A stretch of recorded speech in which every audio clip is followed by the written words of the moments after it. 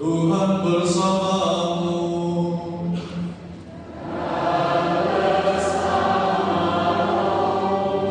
Inilah Injil suci menurut Yohanes.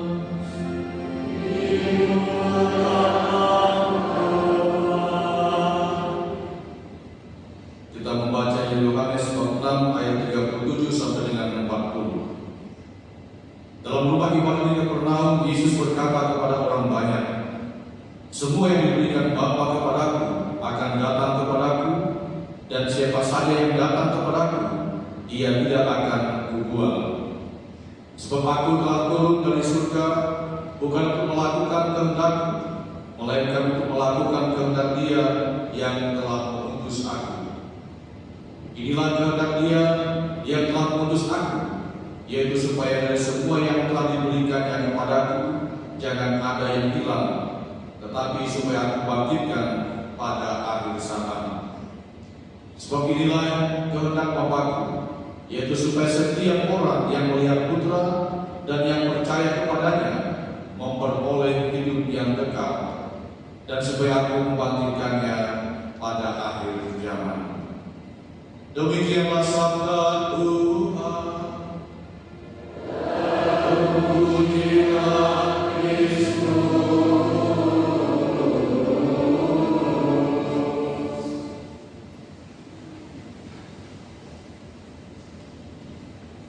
Suster, Bapak dan Ibu yang terkasih, sekali lagi selamat pagi. Salam. Bapak Ibu yang terkasih, saudara sekalian, kematian adalah sebuah peristiwa yang biasa. Setiap orang pasti akan kembali kepada Sang Pencipta. Karena itulah kita disebut sebagai gereja yang bersiara.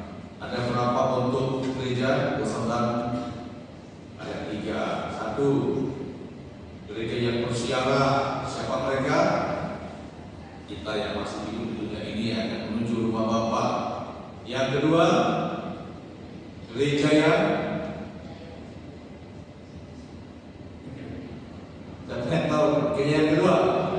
gereja yang menderita. Siapa mereka? Mereka yang masih berada dalam api kebencian. Nah, itulah hari ini kita berkumpul sini untuk mendoakan mereka. Dan yang ketiga adalah gereja yang jaya. Siapa mereka? Para kudus yang kita kemarin merayakan pestanya. Mereka yang sudah hidup bahagia selama-lamanya bersama dengan Allah. Jangan lupa ya, dasarnya adalah mengapa kita berkumpul hari ini, yaitu karena kita mau ya bersama dengan para kudus dan kita semua mau juga mendoakan mereka yang masih berada dalam api penyucian. Itulah gereja yang menderita. Nah, sebagai orang beriman, sebelum kematian itu adalah peristiwa yang biasa. Tetapi sebagai orang yang percaya, kita percaya dan yakin bahwa peristiwa kematian merupakan pintu masuk untuk kehidupan yang baru. Itulah yang disebut hidup sesudah kematian.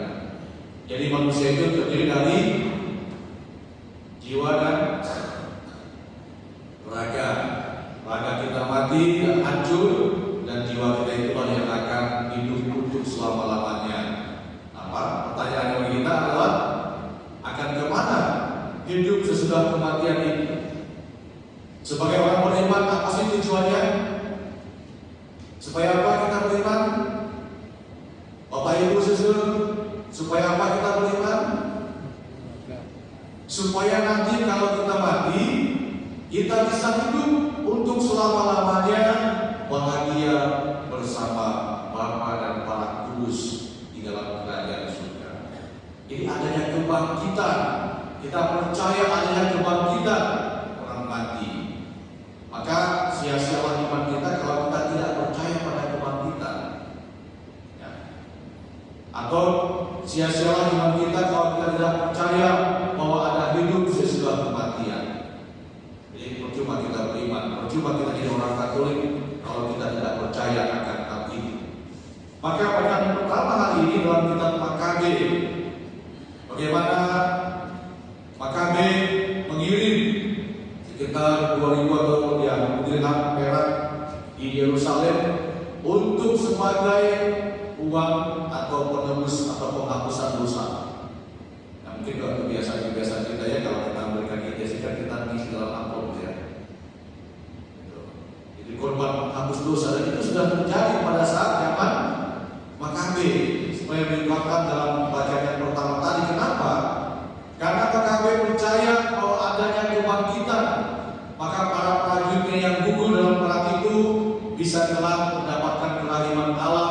Maka dia mengirim uang ke Yerusalem supaya mendoakan orang-orang yang atau prajurit yang meninggal itu, supaya mereka juga mengalami sebuah kebangkitan di dalam kehidupan mereka. Nah, pertanyaan dari kita adalah, kenapa harus demikian? Kepada ibu yang terkasih, suster yang dicintai oleh Tuhan, karena apa? Orang yang sudah meninggal tidak akan bisa lagi menyelamatkan dirinya. Ya, perjuangannya di dunia itu dianggap sudah selesai. Perbuatan-perbuatan baik itu dianggap sudah selesai selama mereka ada di tengah-tengah dunia ini. Maka ketika mereka sudah meninggal, mereka tidak lagi punya kuasa apapun untuk menyelamatkan dirinya. Maka siapa yang menyelamatkan mereka? Siapa kira-kira? Ya, utamanya adalah kerahiman Allah melalui doa-doa orang beriman atau gereja yang masih bersiaran di bumi ini menuju rumah Bapa. Maka untuk itulah betapa pentingnya kita mendoakan arwah orang beriman, karena kita percaya mungkin saja ada anggota keluarga kita yang mungkin masih berada di dalam api penyucian. Nah, pasti api penyucian, orang selalu mengatakan api penyucian itu adalah neraka, gitu ya. Ya, neraka gitu ya, neraka jahanam. Gitu ya. Tetapi bagi kita seorang Katolik, kita harus percaya api penyucian itu adalah sebuah tempat di mana jiwa-jiwa orang beriman itu yang dianggap belum layak untuk bisa bersama-sama dengan Allah dalam kerajaannya, bersama dengan para kudus, dimurnikan, disucikan, disembuh. Ya, satu tempat di mana ya saya kadang-kadang mengibaratkan kalau orang berkunjung di suatu rumah, katakanlah mulai mau berkunjung di rumahnya siapa gitu ya, rumahnya atau di tempatnya sudah di belakang sana, di biara, tiba-tiba saya mau ke sana, saya mau bisa, tiba-tiba kaki saya itu menginjak tai anjing misalnya. Nah, pertanyaannya, apakah saya akan terus ke tempatnya di biara suster dengan tai anjing di sepatu saya? Jadi bagaimana? Apa yang saya lakukan? Ada dua. Pertama, saya mengganti sepatu saya karena saya akan bisa kan, atau mencucinya sampai bersih, sampai tidak ada baunya lagi, atau saya minta ganti rosis bisa misalnya, atau berkunjung ke tempat suster. Karena saya tidak layak kalau saya terus membawa tai anjing di sepatu saya berkunjung di biara suster di belakang. Itu sangat tidak elok. Nah, gambaran apa namanya api penyucian itu seperti itu, Bapak Ibu. Jadi merasa belum layak untuk bisa bersama-sama dengan para kudus, karena di surga itu tempat orang-orang yang dianggap layak, dianggap suci, dianggap kudus. Ya, sehingga orang yang tidak suci, orang yang masih berdosa, tidak boleh bersama-sama dengan Allah dalam kerajaan. Maka dia perlu disucikan, dikuduskan, dimurnikan lewat penyembahan di api penyucian itu. Yang kedua, api penyucian merupakan suatu tempat di mana orang memiliki sebuah kerinduan untuk cepat-cepat ingin bersatu dengan Allah dalam kerajaannya. Kita bayangkan kalau kita ingin pulang kampung contohnya, kita tidak punya daya apapun untuk bisa pulang kampung. Apa yang terjadi? Kita menderitakan, kita rindu, menahan rindu, ya seperti pohon merindukan pulang gitu ya. Ya betapa penderitaan itu dirasakan, kita nggak bisa ke sana dan sana nggak bisa kemari gitu ya. Itu sehingga inilah sebuah penderitaan yang dialami mereka yang berada dalam api penyucian. Nah, oleh karena itu, karena mereka tidak bisa lagi menyelamatkan dirinya, mendoakan dirinya sendiri, maka doa-doa orang beriman itulah yang dibutuhkan di dalam kehidupan kita untuk mendoakan mereka supaya Tuhan bisa menaruh kerahimannya sehingga mereka boleh cepat-cepat masuk ke dalam kerajaan surga. Bacaan Injil hari ini sangat baik kepada kita Bapak Ibu yang terkasih. Kalau kita ingin memasuki kerajaan surga, maka syaratnya adalah percaya, ya, percaya kepada Tuhan, percaya kepada Yesus sebagai jalan kebenaran dan kehidupan.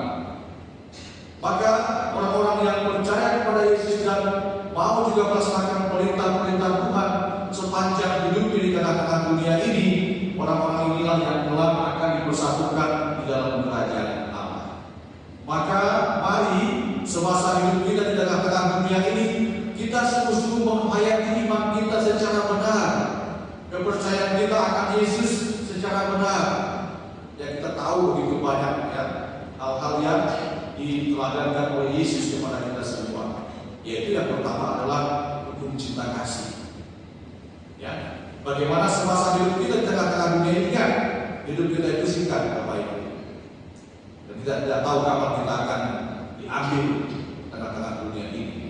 Ya, oleh karena itu kita harus selalu siap dan berjaga-jaga, siap sedia dan berjaga-jaga. Yang pertama dalam proses persiapan itu kita harus tahu percaya akan Yesus sebagai jalan kebenaran dan hidup yang akan menghantar kita pada keselamatan. Dan konsekuensi orang-orang yang percaya kepada Yesus adalah orang-orang yang juga setia dan taat melaksanakan perintah-perintahnya, hidup dalam semangat kasih, kebaikan, persaudaraan, pengampunan dan lain sebagainya. Maka jangan hidup kita ini kita gitu-gitu aja ya.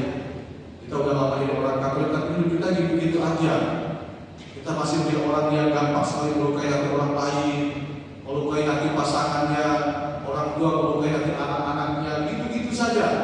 Gampang emosi, temperamental, gampang pilih hati, gampang kehilangan harapan. Kadang-kadang meragukan ada nggak sih Tuhan ini kalau dia sedang mengalami masalah dalam pergumulan hidup mereka. Seringkali ada nggak sih Tuhan ini yang mempertanyakan ada nggak Tuhan? Padahal masalah itu dibuat oleh dirinya sendiri, ya kan? Nah, hal-hal seperti ini orang-orang yang telah akan langsung juga akan mati. Nanti mereka akan masuk ke api penyucian, disebut dulu, dibersihkan, dipunyikan dulu. Maka inilah sebuah kesempatan bagi kita untuk senantiasa menjadikan hidup kita dari hari ke hari sebelum terlambat ya, untuk menjadikan hidup kita ini selalu percaya dan konsekuensi sebagai orang yang percaya lagi tadi selalu berbuat baik, menolong sesama, perhatian terhadap sesama. Karena kalau berdasarkan nanti kita tidak ada kesempatan lagi untuk menyelamatkan diri kita.